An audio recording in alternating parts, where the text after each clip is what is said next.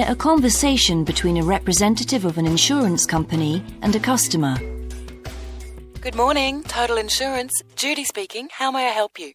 I recently shipped my belongings from overseas back here to Australia, and I took out insurance with your company. Some items were damaged during the move, so I need to make a claim. What do I have to do? Okay, well, first I need to get a few details about this.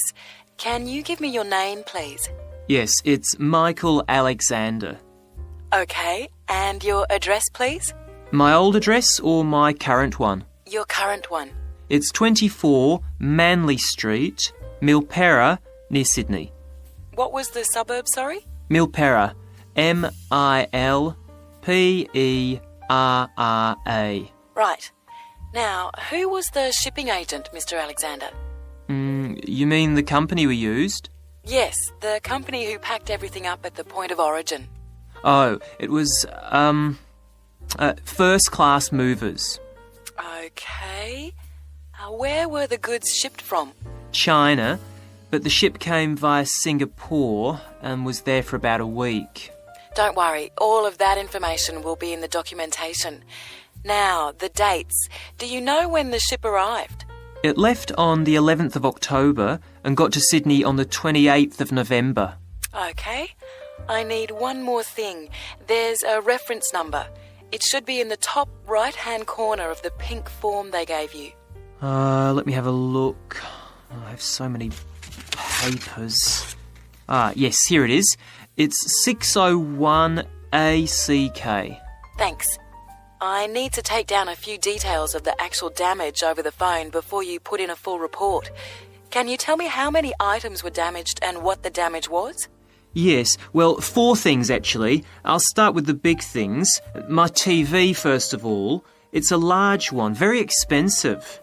Insurance doesn't cover electrical problems. It isn't an electrical problem. The screen has a huge crack in it, so it's unusable. I see. Any idea of the price to repair it? No. Well, I don't think it can be repaired. It will need a new one. Okay, I'll make a note of that and we'll see what we can do. Now, what was the second item? The cabinet from the bathroom was damaged as well. It's a lovely cabinet. We use it to keep our towels in. And what is the extent of the damage? Well, the back and the sides seem okay, but the door has a huge hole in it. It can't be repaired. I'm really not very happy about it. And how much do you think it will cost to replace it? Well, when I bought it last year, I paid $125 for it. But the one I've seen here in Sydney is a bit more expensive. It's $140. Right. And what was the third item? My dining room table. It's a lovely table from Indonesia. It must have been very hot inside the container because one leg has completely split down the middle. The top and the other 3 look okay, thank goodness. Any idea of the price to repair it? Well, I had an estimate done on this actually because it is a very special table to us. They quoted us $200, which is really pricey, so I hope the insurance will cover the total cost. I'm sure that will be fine. What was the last item, Mr. Alexander? Well, we have a lovely set of china plates and dishes, with matching cups, saucers, the lot. They were all in the one box, which must have got dropped because some plates were broken. 6, actually. And can you tell me the replacement value of these? Well, it's hard to say because they were part of a set, but they can be up to $10 each as it's such a good set. Okay, so that would be around $60 altogether. Yes, that's right. And is that all of the items? Yes. So, what do I have to do now?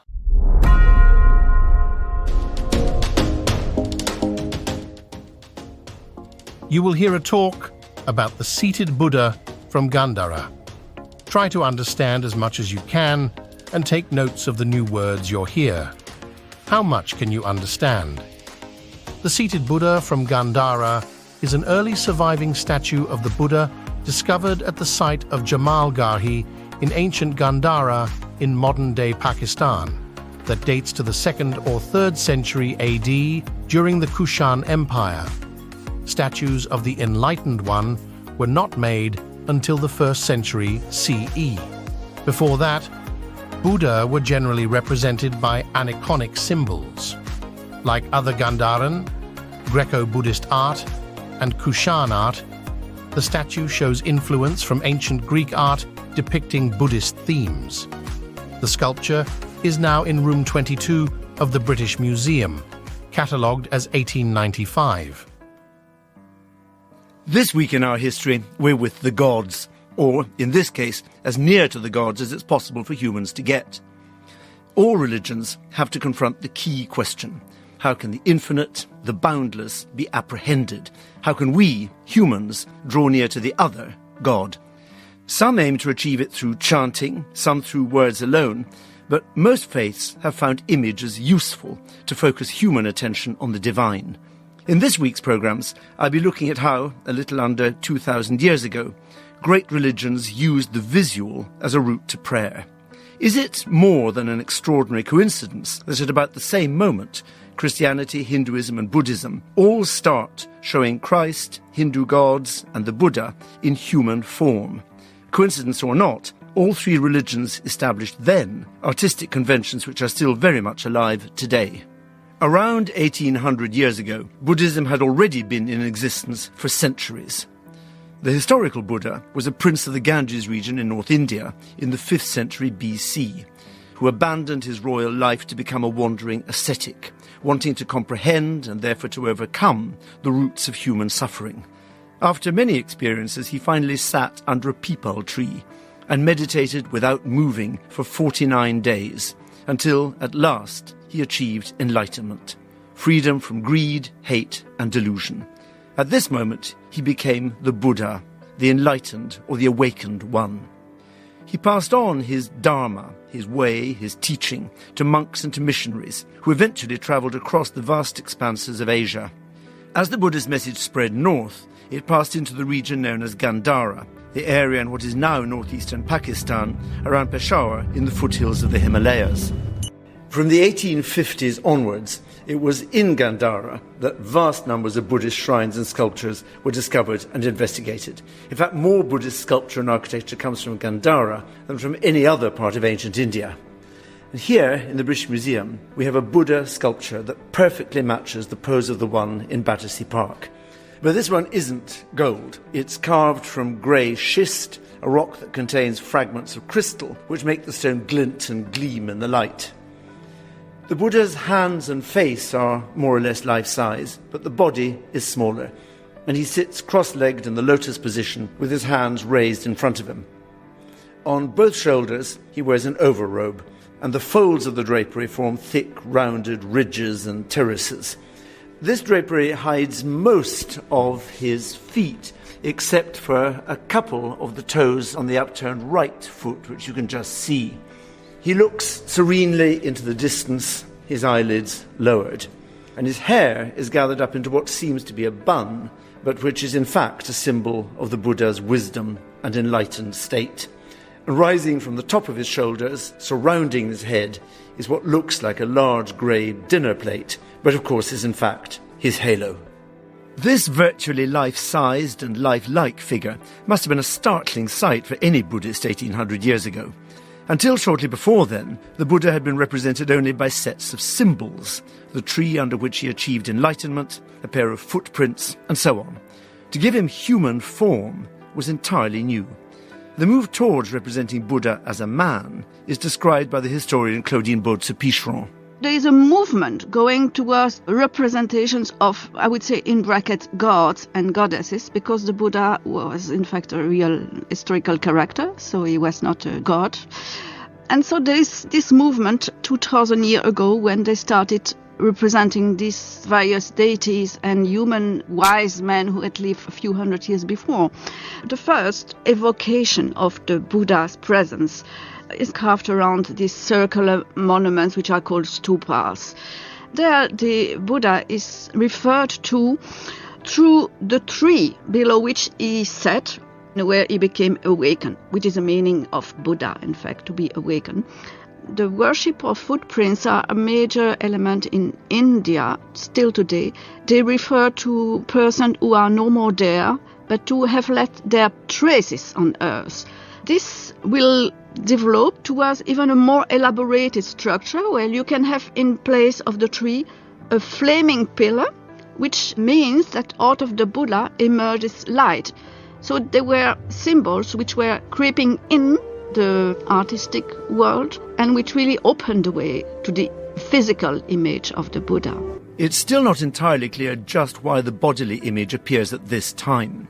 Our sculpture, one of the earliest known, probably dates to the 3rd century AD, when Gandhara was ruled by the Kushan kings of northern India, whose empire stretched from Kabul to Islamabad. It was a wealthy region thanks to its position on the Silk Road, the trade routes linking China, India and the Mediterranean. From Gandhara, the main route ran west through Iran to Alexandria in Egypt. Gandhara's prosperity and political stability allowed the construction of a great landscape of Buddhist shrines, monuments and sculpture, and further missionary expansion. It's something that will be a recurring feature through this week. The religions that survive today are the ones that were spread and sustained by trade and power. It's profoundly paradoxical. Buddhism, the religion founded by an ascetic who spurned all comfort and riches, flourished thanks to the international trade in luxury goods. With the luxury goods, like silk, went the monks and the missionaries, and with them went the Buddha in human form, perhaps because such an image helps when you're teaching across a language barrier. There are 4 standard poses for the Buddha that we know today. He can be shown lying, sitting, standing, and walking, and each pose reflects a particular aspect of his life and activity, rather than a moment or an event. Our sculpture shows him in his enlightened state. He's robed as a monk, as might be expected, but unlike a monk, his head is not shaved. He's dispensed with finery and removed his princely jewellery. His ears are no longer weighted down with gold, but the elongated lobes still have the empty holes that show that this man was once a prince. He's seated cross-legged in the lotus position, a pose used for meditation and, as here, for teaching. But this statue, and the thousands made later that look so like it, has a purpose. Tibetan Thupten Jinpa, a former monk and interpreter to the Dalai Lama, explains how you use an image like this one as a help on your journey towards enlightenment. What the religious practitioners do is to bring the image of the Buddha by first looking at the image and then bring that image of the Buddha within oneself in a sort of a mental image, and then reflect upon the qualities of the Buddha, Buddha's body, speech and mind. The image of the Buddha plays a role of recalling in the mind of the devotee the historical teacher, the Buddha, and his experience of awakening, and also the key events in his life. There are different images, forms of the Buddha that actually kind of, symbolizes those events. For example, there is a very famous posture of the Buddha, which is seated but with his hand in a gesture of preaching. Technically, this hand gesture is referred to as the gesture of turning the wheel of Dharma, Dharma Chakra. And this is the hand gesture of our seated Buddha. The Dharma Chakra, or Wheel of Law, is a symbol that represents the path to enlightenment, and it's one of the oldest known Buddhist symbols found in Indian art. In the sculpture, Buddha's fingers stand in for the spokes of the wheel, and he's setting in motion the wheel of law to his followers, who will eventually be able to renounce the material states of illusion, suffering, and individuality for the immaterial state of the highest happiness, nirvana. It is only the fool who is deceived by the outward show of beauty. For where is the beauty when the decorations of the person are taken away? The jewels removed, the gaudy dress laid aside, the flowers and chaplets withered and dead. The wise man, seeing the vanity of all such fictitious charms, regards them as a dream, a mirage, a fantasy. All Buddhist art aims to detach the faithful from the physical world, even if it uses a physical image, like our statue, to do so.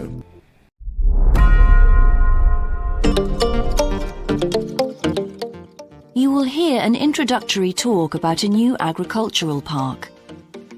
Welcome to Greenville Agricultural Park. As you know, we've only been open a week, so you're amongst our first visitors. We have lots of fascinating indoor and outdoor exhibits on our huge complex, spreading hundreds of hectares.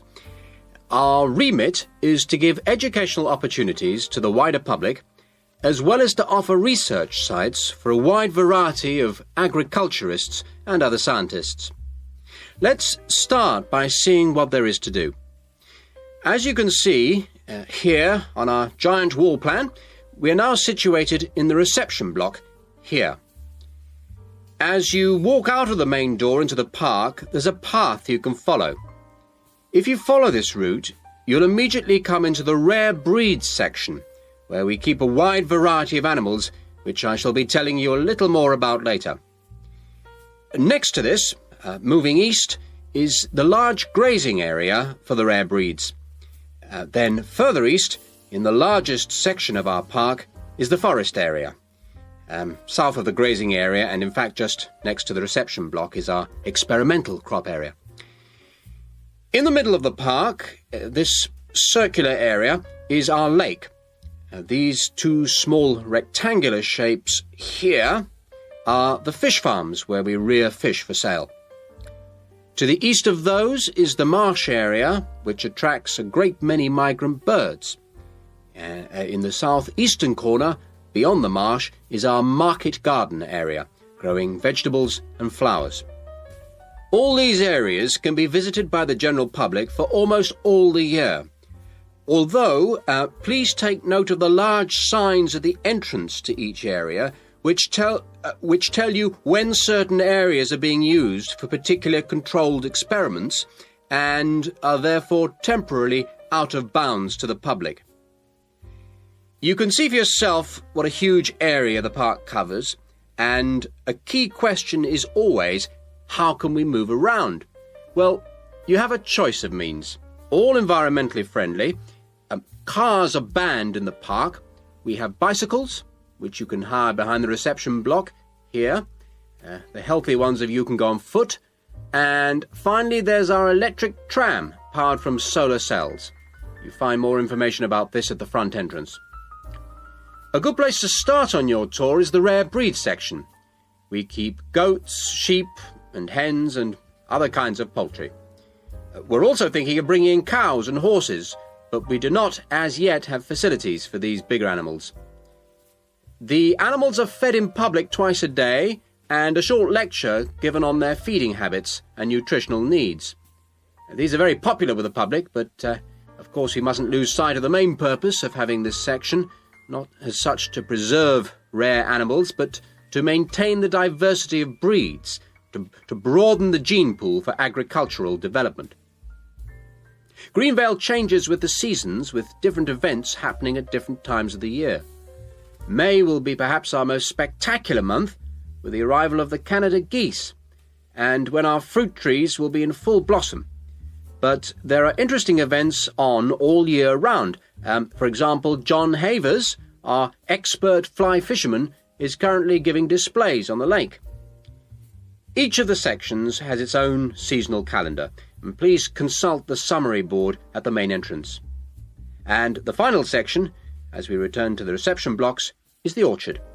Do take time to browse round our shop. There's a wide selection of books on wildlife, some of them written by local authors, and the history of farming, including organic farming, something which the park will be diversifying into in the coming months.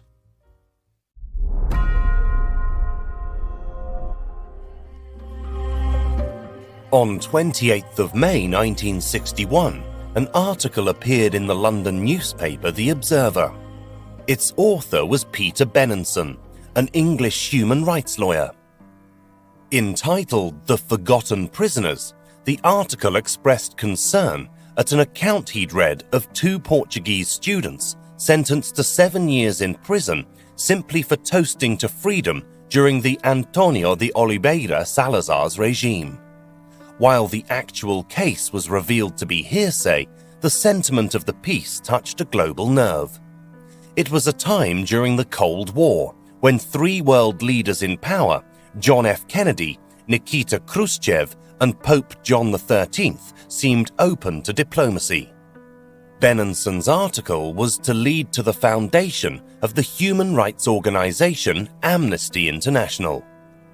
Benenson was the privileged son of a British Army officer father and a Russian mother. During the war, he worked in Army intelligence, and after it as a lawyer representing prisoners in Spain, Hungary and South Africa. He was one of a group of British lawyers who in 1957 founded the human rights and law reform organisation Justice, and he was a member of a body set up by the UK Labour Party that sought fair trial in Spain for opponents of the Francisco Franco dictatorship. Benenson, however, increasingly felt that a purely professional or political organisation would always be, as he put it, excessively cautious and would never catch the public imagination. In 1958, he became ill and went to Italy to recover. It was there that he decided that it was better to appeal to the moral values and aspirations of people everywhere in a way that transcended party politics. In his article, Benenson cited the 1948 Universal Declaration of Human Rights. He coined the term prisoner of conscience, which he defined as one who has been imprisoned or persecuted for the non-violent expression of their beliefs. He launched an appeal for amnesty, a worldwide campaign aimed at ordinary people. The article was reprinted in newspapers across the world, and by July, the organisation Amnesty International had been established. It rapidly evolved into the world's largest human rights body, and it is still funded through its membership and personal unaffiliated donations. This allows it to maintain full independence from governments, political ideologies, religions, or economic interests.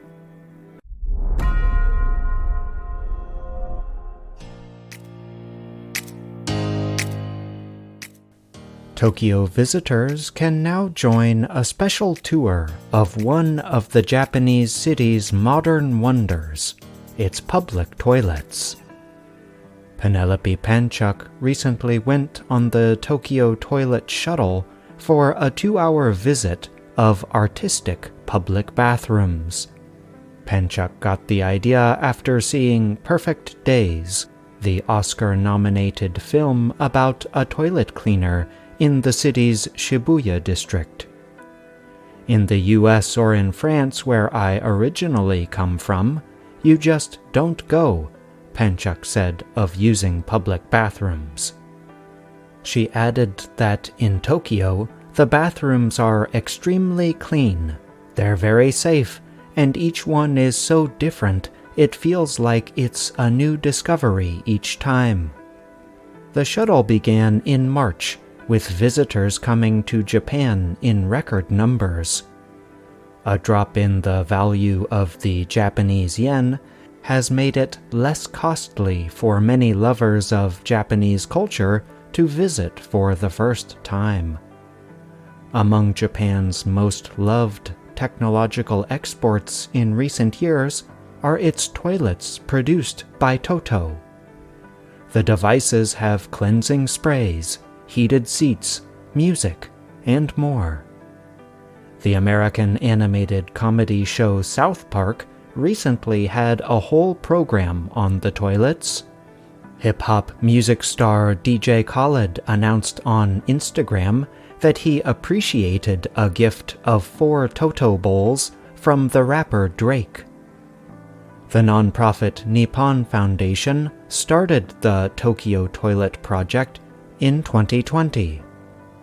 It asked creators, including Pritzker Prize-winning architect Tado Ando, to develop new toilets.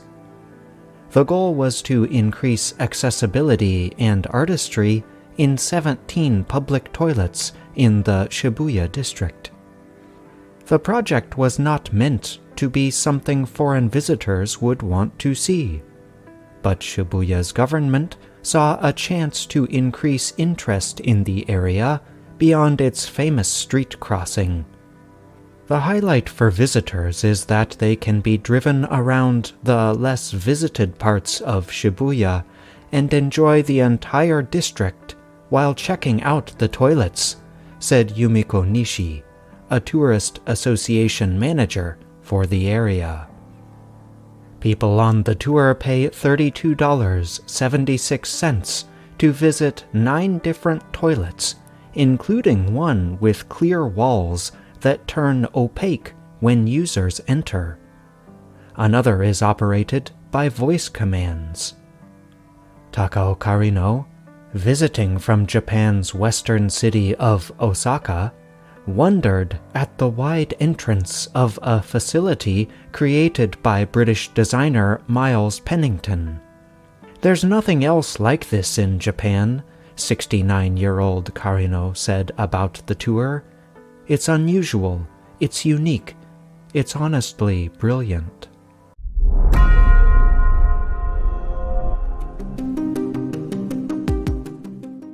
You will hear part of a seminar in which a researcher called Grant Freeman discusses his work on Australian honeybees with a group of students.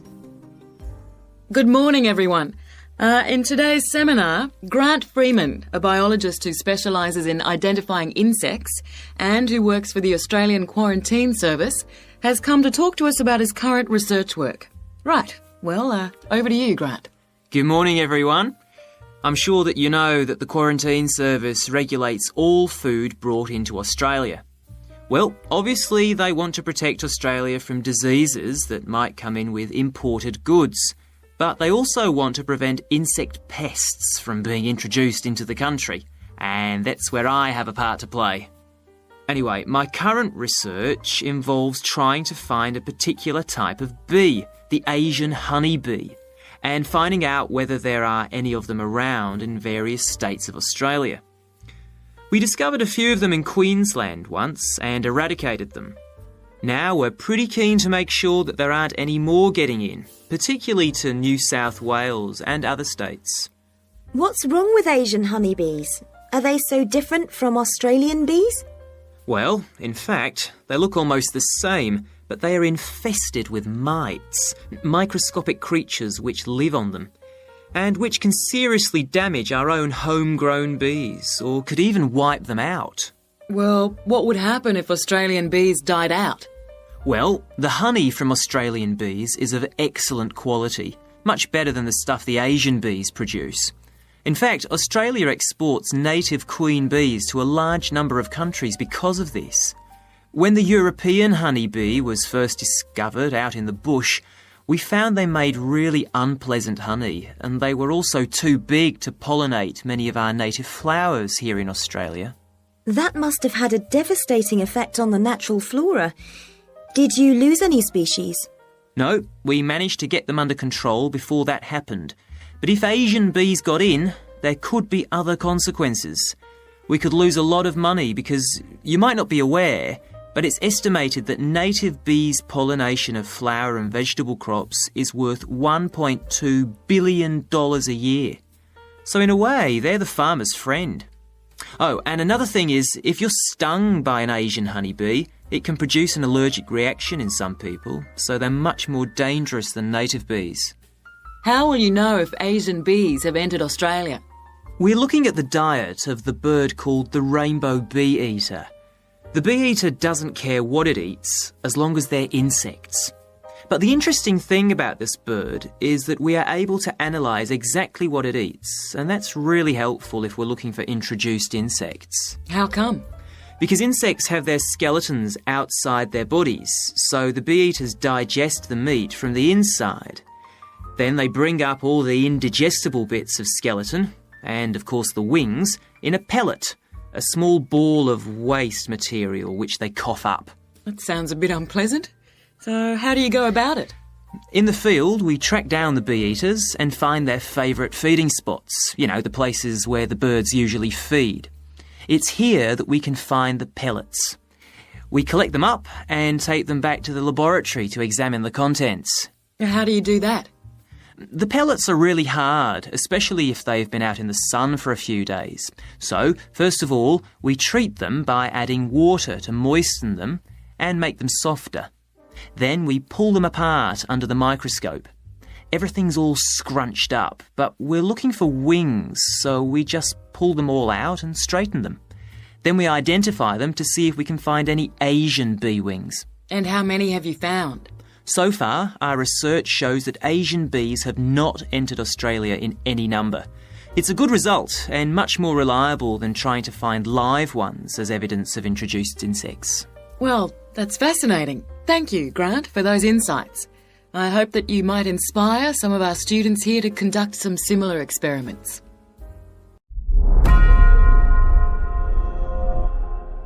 Sharpen your skills with this next listening session.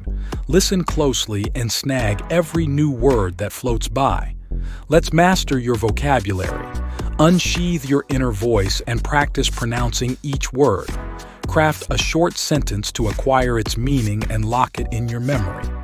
Let's unleash your vocabulary potential. Do you think pearl necklaces, painted nails, and chiffon gowns are girls' things? If so, British singer and actor Harry Styles disagrees. Last November, the former member of ultra-popular boy band One Direction became the first man ever to be featured on the cover of Vogue magazine. He was wearing a Gucci lace-trimmed dress.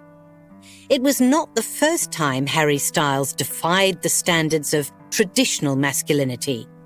At the 2019 Met Gala, Styles walked the red carpet wearing a black, sheer-topped ensemble designed by Gucci's creative director, Alessandro Michele.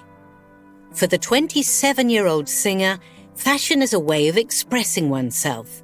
So having limits on what to wear and how to wear it is a sign of one's inner barriers. Clothes are supposed to be comfortable and fun, Styles said in Vogue, and people should wear them with confidence. Many celebrities have broken gender boundaries in the past. Back in the 1970s, David Bowie challenged gender stereotypes with his futuristic and androgynous looks. Now the number of artists and public figures transcending clichés is increasing, especially among millennials and centennials. Grammy winner Sam Smith, singer and actor Janelle Monáe, actor Ezra Miller, or model Cara Delevingne are just some of the most vocal and glamorous of them.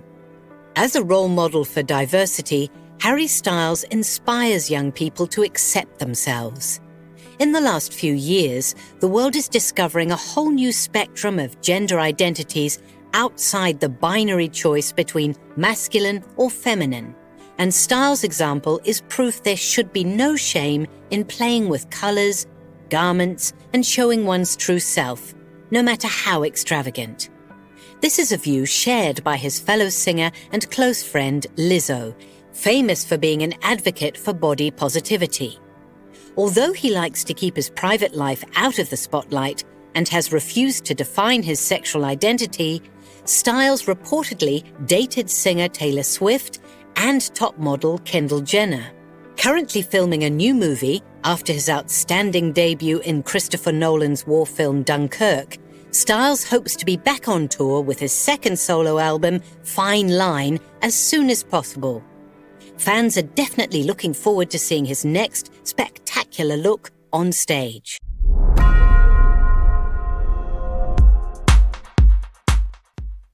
You will hear a student called Shona giving a presentation on her research report. I've been doing some research into what people in Britain think of doctors, the ones who work in general practice, the first call for medical care, and comparing this with the situation in a couple of other countries. I want to talk about the rationale behind what I decided to do. Now, I had to set up my program of research in 3 different countries, so I approached postgraduates in my field in overseas departments, contacting them by email to organize things for me at their end. I thought I would have trouble recruiting help, but in fact, everyone was very willing, and sometimes their tutors got involved too. I had to give my helpers clear instructions about what kind of sample population I wanted them to use. I decided that people under 18 should be excluded because most of them are students or looking for their first job. And also, I decided at this stage just to focus on men who were in employment and set up something for people who didn't have jobs and for employed women later on as a separate investigation. I specifically wanted to do a questionnaire and interviews with a focus group. With the questionnaire, rather than limiting it to one specific point, I wanted to include as much variety as possible. I know questionnaires are a very controlled way to do things, but I thought I could do taped interviews later on to counteract the effects of this. And the focus group may also prove useful in future by targeting subjects I can easily return to, as the participants tend to be more involved. So I'm just collating the results now. At the moment, it looks as if, in the UK, despite the fact that newspapers continually report that people are unhappy with medical care, in fact, it is mainly the third level of care, which takes place in hospitals, that they are worried about. Government reforms have been proposed at all levels, and although their success is not guaranteed, long-term hospital care is in fact probably less of an issue than the media would have us believe. However, I've still got quite a bit of data to look at. Certainly, I will need to do more far-reaching research than I had anticipated in order to establish if people want extra medical staff invested in the community, or if they want care to revert to fewer but larger key medical units. The solution may well be something that can be easily implemented by those responsible in local government, with central government support, of course. This first stage has proved very valuable, though. I was surprised by how willing most of the subjects were to get involved in the project. I had expected some unwillingness to answer questions honestly, but I was taken aback and rather concerned that something I thought I'd set up very well didn't necessarily seem that way to everyone in my own department. I thought you might also be interested in some of the problems I encountered in collecting my data. There were odd cases that threw me. One of the subjects, who I had approached while he was out shopping in town, decided to pull out when it came to the second round. It was a shame, as it was someone who I would like to have interviewed more closely. And one of the first-year students I interviewed wanted reassurance that no names would be traceable from the answers. I was so surprised, because they think nothing of telling you about themselves and their opinions in seminar groups. Then one of the people that I worked with got a bit funny. The questions were quite personal, and one minute he said he'd do it, then the next day he wouldn't. And in the end, he did do it. It's hard not to get angry in that situation, but I tried to keep focused on the overall picture in order to stay calm. The most bizarre case was a telephone interview I did with a teacher at a university in France. He answered all my questions in great detail, but then when I asked how much access he had to dangerous substances, he wouldn't tell me exactly what his work involved. It was a real eye-opener. We'll see you next time for more exciting and helpful videos to help you master your speaking fluency through our listening sessions. Thank you for being with us.